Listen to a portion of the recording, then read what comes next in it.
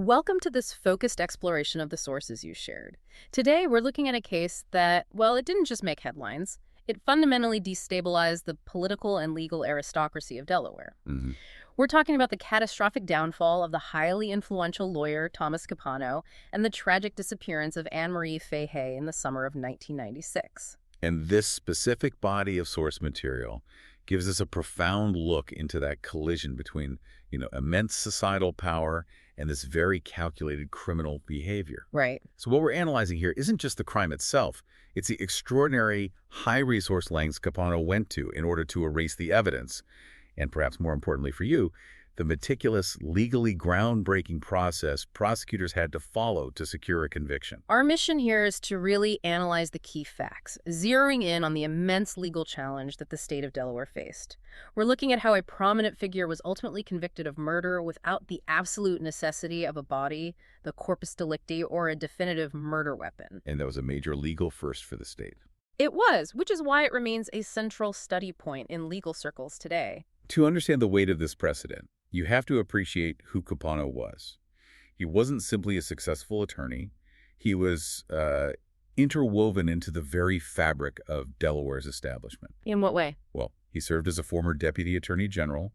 He held the position of legal counsel to the governor, and his family name was literally synonymous with wealth and development across the whole region. His connections, his presumed impunity, that dictated the scale of the initial investigation and, frankly, the difficulties investigators faced in even approaching him. Absolutely. And before we get into the details of the investigation and the crime, we must approach this analysis with the solemnity and respect the victim deserves. Of course. Anne Marie Fahey was only 28 years old, a young woman at the beginning of a significant professional career whose life was tragically and violently ended. Her identity, separate from Capano's machinations, has to remain central to our discussion. And our review of the sources will help us draw a clear line from Capano's privilege to his psychological motive, and then, critically, it will illuminate the precise, painstaking methods prosecutors used. They successfully built an ironclad case, primarily based on circumstantial evidence and, well, most controversially, the coerced and eventually corroborated testimony from Thomas Capano's own brother. Which required immense judicial creativity and investigative rigor to bridge those gaps left by the lack of traditional forensic proof. Okay, let's unpack this by first setting the scene, establishing the rarefied landscape in which Thomas Capano operated. The sources make it undeniably clear that his power was generational. We have to start with the sheer prominence of the Capano family. That family background is essential context. The sources confirm that the Capano name was dominant in Delaware. They were known for major real estate development, building contracting, creating a multi-million-dollar empire that conferred not just wealth, but significant political leverage. So this meant that Thomas Capano inherited a world of access and influence that most people, well, they just can't comprehend. Exactly. And Thomas himself was clearly groomed for success within this environment. He went through the elite educational track, specifically graduating from Archmere Academy in Claymont. And his career trajectory wasn't just successful, it was deeply entrenched in public service roles, which granted him this intimate knowledge of the inner workings of state government. Yes, Yeah. exactly. We see him listed as an affluent lawyer, Mhm. but he held key public trust positions: state prosecutor, Wilmington city attorney, and the highly sensitive role of legal counsel to Governor Mike Castle. That's not just any lawyer. Not at all. This is someone who advised the chief executive of the state on legal matters. He knew how investigations worked, he knew how prosecutors thought, and he understood the limits and the loopholes within the legal framework knowledge that you would later deploy against the state. By 1994, which is the time he entered into the relationship with Anne Marie Fahey, he was secure as a partner at the Wilmington office of Saul Ewing, LLP, a very prestigious firm. Hmm.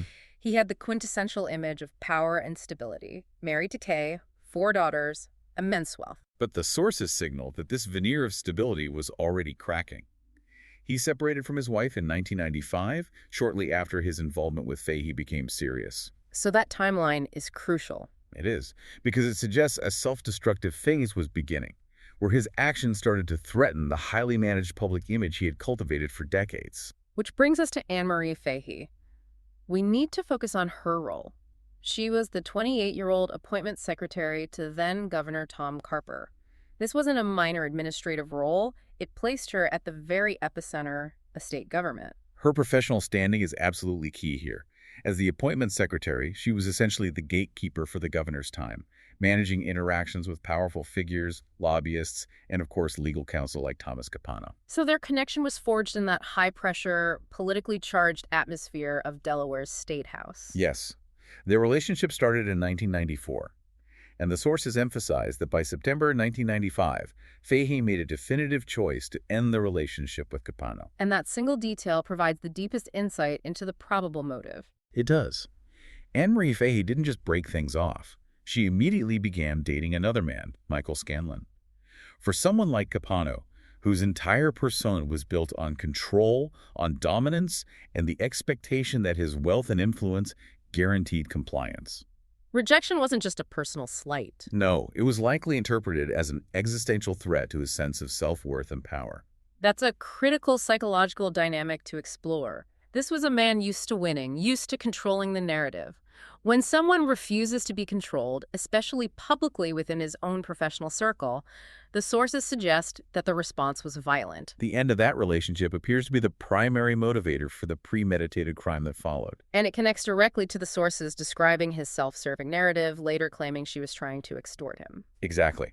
That behavior is typical of high-control individuals who, when faced with rejection, instantly externalize the blame and rationalize extreme acts by depicting the victim as the aggressor. That really is the point of departure for the sources outlining the crime. So the narrative shifts immediately from Capano's controlled world to the chilling reality of Anne Marie Fahey's sudden disappearance and the profound investigative challenges law enforcement faced. This phase, spanning late June 1996, is initially defined by ambiguity, which Capano was clearly counting on. The sources confirm the date she was last seen alive, June 27, 1996. They had dinner together in Philadelphia. Yes, and after that, she vanished. Her family acted quickly, though, reporting her missing on June 30th. And given her high-profile job, the case immediately triggered alarms beyond a standard missing persons report. Right. The FBI was involved by July 1996, which indicates that within weeks, foul play was strongly suspected at the federal level. And because Capano was the last known person to have seen her alive, he instantly became the central focus. But this is where the legal challenge truly begins. The sources highlight that Fahey's body was never recovered. And that absence is the legal concept known as the lack of corpus delicti. Let's pause on that legal concept for a moment because it's vital to understanding the complexity of this prosecution. What exactly does the lack of corpus delicti mean for a murder case? Well, corpus delicti translates literally to body of the crime. In traditional murder cases, it requires proof that a crime actually occurred. If you find a body with a bullet hole, the corpus delicti is immediately established. Someone was killed, and a murder was likely committed. But without a body. Without a body, prosecutors face an enormous hurdle.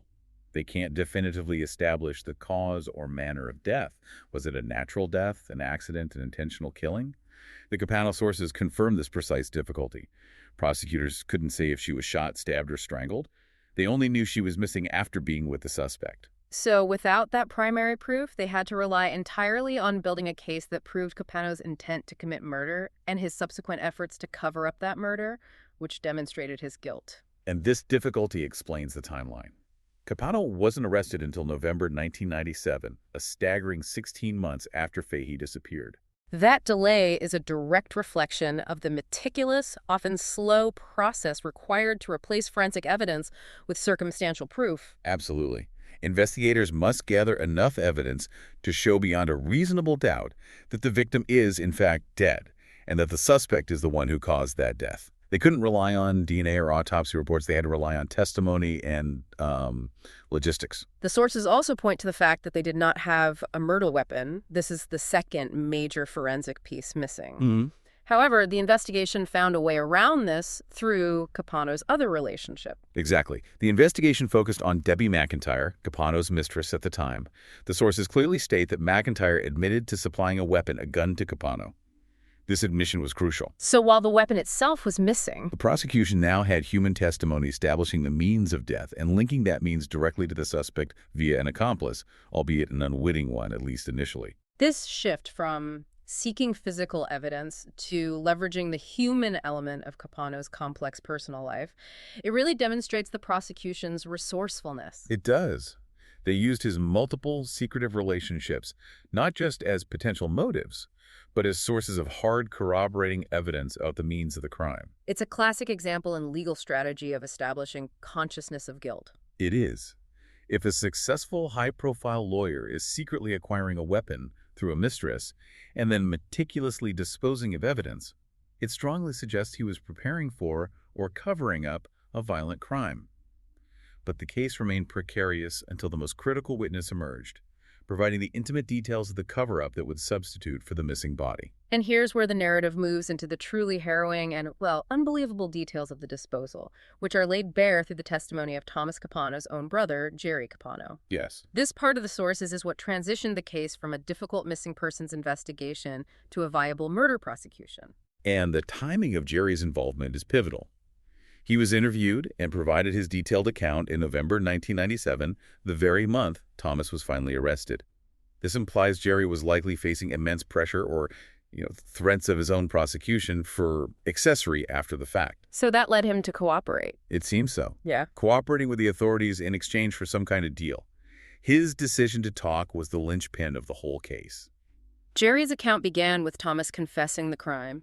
He told detectives that Thomas had borrowed his boat and, disturbingly, admitted to murdering someone who was attempting to extort him. And there it is. Thomas immediately creating a narrative of justification. Right, and that self-justification is key to understanding Capano's pathology. He couldn't simply admit rage or rejection. He had to frame Fahey as a financial threat, a dangerous person, justifying the murder in his own mind. But Jerry's testimony went far beyond motive. It provided the geographical and logistical roadmap the investigation needed. Prosecutors alleged the murder took place at the house Thomas was renting. And then came the detailed, grim account of the sea voyage. Jerry stated that they drove to Stone Harbor, New Jersey, and set sail with the unthinkable cargo, a large cooler containing Anne Marie Fahey's body. This wasn't a spontaneous act. This was a logistical operation. Let's detail the sheer effort involved. The sources mention they sailed 62 miles, a full 100 kilometers out into the Atlantic Ocean. To put this in context for you, that is hours of sailing, deliberately seeking international waters or depths where recovery would be impossible. This proves deliberate planning and cold calculation. It counters any defense claim of accidental panic. Just imagine the logistics.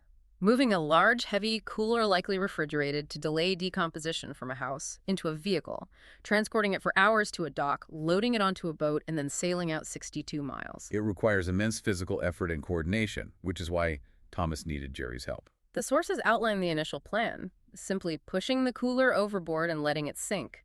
But nature intervened, and the plan failed catastrophically due to the cooler's buoyancy. It just wouldn't sink. Right. Jerry reported that Capano became desperate. In a moment of extreme tension miles from shore, Capano actually shot the cooler in a bid to pierce it and force it to sink. That image alone is visceral. It shows the frenetic state Capano was in when his meticulous plan fell apart. But even after being shot, the cooler remained buoyant. This failure forced Capano into the final, horrific act of disposal. And this act provided the only remaining physical evidence. He had to retrieve the floating cooler, remove Fahey's body from it, and attempt a different method of sinking. Jerry stated that Thomas Capano then wrapped heavy anchor chains around the body before finally pushing it back into the ocean. And this is where the circumstantial evidence perfectly aligns with the testimony. The sources provide a critical detail. Yeah. When Jerry's boat was later sold, its 2 heavy anchors were missing. The prosecution used this detail to great effect. They did. The missing heavy equipment provided tangible proof that the events Jerry described actually took place. This was critical corroboration, bridging the gap between an accomplice's potentially self-serving story and the physical world. Beyond the body, Capano also had to clean up the crime scene. He involved Jerry in disposing of the blood-stained sofa and carpet. Which confirms that even if the death was accidental, the crime scene involved a significant amount of blood, requiring a swift, covert cleaning operation. And this disposal required a third Capano brother, Louis, who managed the family's construction dumpsters. Right. The sources indicate this physical evidence was placed into one of Louis's dumpsters, and Thomas instructed Louis to empty those dumpsters outside of their regular collection schedule. Why was the off-schedule emptying so vital? It was a calculated attempt to break the chain of evidence. If the dumpsters were routinely emptied, there was a window where investigators might have searched them. By demanding immediate, unscheduled emptying, Capano was trying to ensure the blood-soaked materials were instantly compacted and mixed into general refuse at a landfill, permanently erasing the crime scene evidence. It highlights Capano's sophisticated understanding of investigative procedures. He was trying to eliminate any possibility of forensic recovery. He was. And finally, the timeline and location of the disposal were confirmed by an unexpected finding. The empty cooler, the same one Jerry described, was found floating and recovered by a local fisherman on July 4, 1996. Just 1 week after Fahey vanished. Exactly. This discovery proved Capano's method and his presence in the offshore location Jerry detailed. Jerry Capano's testimony, corroborated by the missing anchors, the recovered cooler, and the evidence of the large-scale cleanup, successfully functioned as the substitute for the missing body. It was this detailed, visceral narrative of calculated concealment that made the later murder conviction possible. We must also consider the legal agreement Jerry Capano received. He admitted to assisting a murder suspect in disposing of the body and evidence. For him to provide this detailed, crucial testimony, he must have received a guarantee of protection or significantly reduced charges. Absolutely. The sources imply a strong incentive. In exchange for his testimony, Jerry likely received immunity or a plea deal for lesser charges like hindering prosecution or conspiracy rather than accessory to murder. For the prosecution, this was a necessary sacrifice. They needed an insider who could describe the corpus delicti, the mechanism and effort of the crime, even if they couldn't physically recover the body. Jerry's reliability became the central focus of the trial because the defense would attack him as a liar and an accomplice trying to save his own skin. We move now into the courtroom drama, where this entire disturbing narrative had to be publicly presented and tested. Given Capano's status and the lack of physical evidence, the trial became an immense, highly publicized public event. The trial commanded national attention, running from October 26, 1998, for an exhausting 12 weeks. The length itself speaks to the complexity required to present and defend a case built entirely on a reconstruction of events. Every single detail had to be painstakingly argued. It did, because the stakes were Capano's life. The prosecution's strategy was fascinating. They couldn't show the jury a body, so they had to show the jury the enormous, desperate effort Capano made to hide the body. They had to make the missing evidence itself a proof of guilt. Their strategy relied on synthesizing three main pillars. First, Jerry Capano's detailed, corroborated testimony, making him the chief witness. Second, the physical traces, the missing anchors, the recovered cooler, the testimony about the disposal of the bloody materials. And third, establishing clear premeditation through Debbie McIntyre's admission about supplying the gun. And they argued the combined weight of this circumstantial evidence was heavier than any single piece of forensic proof. That's right. But the defense had to offer a plausible alternative narrative to survive. They couldn't deny that Fahey was dead or that Capano was involved in the disposal because Jerry's testimony was too specific. So what was their counter-narrative? It was a classic attempt at mitigating the charge from intentional murder to involuntary manslaughter or accidental death while shifting the malicious intent onto someone else. They introduced the claim that Debbie McIntyre, the other mistress, was responsible. And the specific dramatic scenario they presented was one of jealousy and rage. They alleged McIntyre burst into Capano's room, saw him and Fahey engaged in intimacy, and threatened violence. Yes. The defense claimed McIntyre threatened to shoot herself out of desperation and jealousy. According to their version, Fahey was then killed when the gun discharged accidentally during a struggle between Thomas Capano and McIntyre for control of the weapon. So this narrative instantly reframed Capano from a calculating murderer to a panicked bystander involved in a cleanup after a tragic third-party accident. Exactly. Which meant the 12-week trial largely became a credibility contest. The defense heavily attacked Jerry Capano as an untrustworthy accomplice who was simply lying to save himself. How did the prosecution defend Jerry and his potentially coerced testimony? Well, this is where that meticulous investigative legwork we mentioned earlier became so crucial. The prosecution didn't rely on Jerry's word alone. They provided corroboration that linked Thomas and Jerry to the events. They introduced records, potentially cell tower data, boat registration logs, financial transactions for fuel, that placed Thomas Capano at Stone Harbor, New Jersey. And confirmed the date and duration of the sea trip. Yes, matching Jerry's 62-mile account. Furthermore, the missing anchors and the recovered cooler were powerful, independent verification points. And how did the prosecution dismantle the defense's McIntyre claim, the accidental shooting theory? They attack the internal logic and the facts surrounding the cleanup. If Fahey was killed accidentally during a struggle involving McIntyre, why the immense calculated effort to dispose of the body 62 miles out at sea, shooting the container, and weighting the remains? Right, an accidental death might lead to panic, but Exactly. But the evidence suggested weeks of premeditation in the disposal phase, confirming Capano's guilty mindset. additionally, the prosecution highlighted that McIntyre was only an accessory for supplying the weapon, not for being present at the crime scene. And Capano never attempted to claim this accidental shooting until trial. His initial claim to Cherry was that Fahey was trying to extort him, which suggests a pre-existing motive for intentional murder. The prosecution's closing argument likely centered on the unnecessity of the cleanup if the death was accidental. Why dispose of the body in such an extreme manner if the resulting death was legally defensible? The blood-stained sofa and carpet, which Capano tried so desperately to destroy, screamed of a violent act Capano wanted permanently erased, not an unfortunate accident. And the jury clearly sided with the prosecution.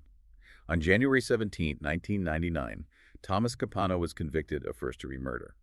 This result wasn't just a legal victory, it was a landmark moment for the state. It secured that crucial legal precedent. It did. The sources emphasized that this conviction was the first time in Delaware state history that a person was convicted of murder without the recovery of the victim's body or the murder weapon. It proved that justice could prevail even when the defendant attempts a perfect crime of concealment. For prosecutors facing similar cold cases or calculated disposals, the Capano case became the blueprint. Following the conviction, Capano was initially sentenced to death by lethal injection. The severity of the sentence underscored the jury's belief that his actions were not those of a panicked man, but a calculated killer. But the conviction was just the first phase.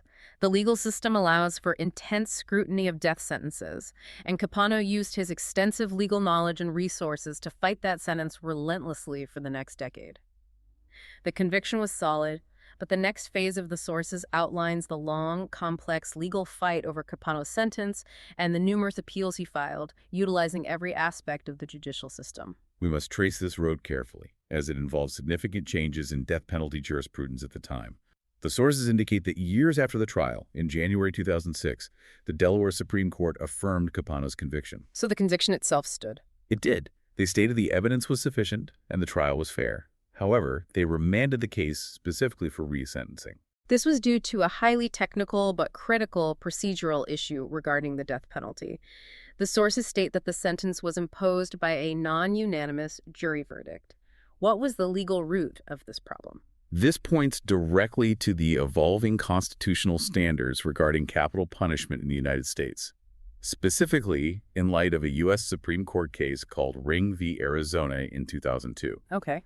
Historically, in some states like Delaware, juries might issue a non-unanimous recommendation for the death penalty, and then the judge would impose the final sentence. The Ring decision effectively held that if a state requires a jury to find specific aggravating factors for the death penalty, those findings must be made by a jury, and eventually, the requirement of unanimity began to be enforced more rigorously. So because Capano's original jury sentencing recommendation was not unanimous, the state Supreme Court determined that it violated the evolving constitutional rights regarding capital sentencing. Precisely. It forced them to revisit the penalty phase. Faced with the constitutional uncertainty and the immense cost of holding an entirely new penalty phase, the state made a decision in February 2006 to abandon the pursuit of capital punishment altogether. Which resulted in his sentence being commuted to life imprisonment without the possibility of parole. Yes. While he escaped execution, his murder conviction remained absolutely secure. Capano then shifted his focus to federal challenges, primarily seeking a review of his conviction through a mechanism called a habeas corpus petition. In April 2008, the U.S. District Court rejected his petition. What exactly was he arguing at the federal level? In a federal habeas petition, a state prisoner argues that his state conviction violated his constitutional rights. Capano would have argued a combination of issues, perhaps ineffective assistance of trial counsel, violations of due process regarding the use of Jerry's testimony, or issues related to the lack of corpus delicti. But the federal courts almost always defer to the state court's factual findings unless there's a clear constitutional error. That's right. And the federal system agreed with the state. The rejection was affirmed by the U.S. Third Circuit Court of Appeals in September 2008, affirming the legality of the conviction process. And this was the final judicial stamp on the case. It was. The sources confirmed Capano did not appeal to the U.S. Supreme Court, meaning his legal avenues were finally exhausted. After a decade of litigation, Thomas Capano's life sentence became absolute and irrevocable. And that finality was realized with his death in prison. Thomas Capano died on September 19, 2011, at age 61. He was incarcerated at the James T. Vaughn Correctional Center in Smyrna, Delaware. And the sources provide specific medical detail about his passing. The medical examiner determined Capano died of sudden cardiac arrest. This wasn't a death by violence or mystery. It was a consequence of severe pre-existing health conditions. What were the contributing factors? They're listed as atherosclerotic and hypertensive cardiovascular disease, which means severe hardening of the arteries and high blood pressure. And the report specifically noted that obesity was a contributing factor in his death. It's a quiet, medically defined end to a life that had been defined by such public violence and turmoil. But the ripples of his crime continued to spread, particularly impacting the political establishment Capano was once so central to. That political fallout is critical to consider. Capano was not a peripheral figure. He was counsel to the governor, a prominent figure in the state's most powerful law firm, and part of the political machinery. His spectacular fall from grace undoubtedly tarnished the reputations of those he associated with, including the governor's office and the state's legal and democratic circles. It forced an uncomfortable public reckoning. It did, about the potential corruption or arrogance festering within the elite. His crime served as a harsh mirror to the state's power brokers. And even after his death, the sources show the poisonous dynamics continued within his own family. Following Thomas's death, his brothers, Louis and Joseph, engaged in a bitter court fight. A devastating postscript. The sources confirm the conflict was over control of the family's multi-million-dollar real estate empire. It's reasonable to infer that the immense legal costs of defending Thomas Capano for over a decade, the financial strain, the shame, it shattered the solidarity of the remaining brothers. Leading to a fierce internal war over the remaining assets. Yes. And the sources also cataloged the extensive media portrayal of the case, which cemented the story of Thomas Capano and Anne Marie Fahey into American true crime culture. The coverage confirms the lasting impact. Several detailed books track the case, offering intimate views into the investigation, including Above the Law and Anne Rule's bestseller, And Never Let Her Go. And these books ensured the detailed legal maneuvers and the tragedy were understood by a mass audience. Anne Rule's book was adapted into a highly watched television movie in 2001, starring Mark Harmon as Capano, demonstrating how quickly this specific narrative, the powerful lawyer hiding a body in the ocean, was absorbed into popular consciousness. A cautionary tale about unchecked arrogance. And the case served as direct inspiration for major television crime dramas. The sources confirm it inspired episodes of Law & Order, specifically Season 11's Ego and Bungtown in its first season. This sustained media presence on shows like 48 Hours and the FBI Files ensures that the details of this unprecedented conviction remain in the public memory. We've now completed our analysis of the sources on the Thomas Capano case, charting his rise, the calculated crime, the complex legal maneuvering, and his eventual death in prison. The story remains a testament to the tragic loss of Anne Marie Fahey and the astonishing, high-resource effort Capano deployed to erase all physical evidence. If we look at the larger significance, this analysis demonstrates the powerful role that specific, detailed, and highly corroborated testimony, especially Jerry Capano's harrowing account of the boat trip and the missing anchors, can play in securing a murder conviction.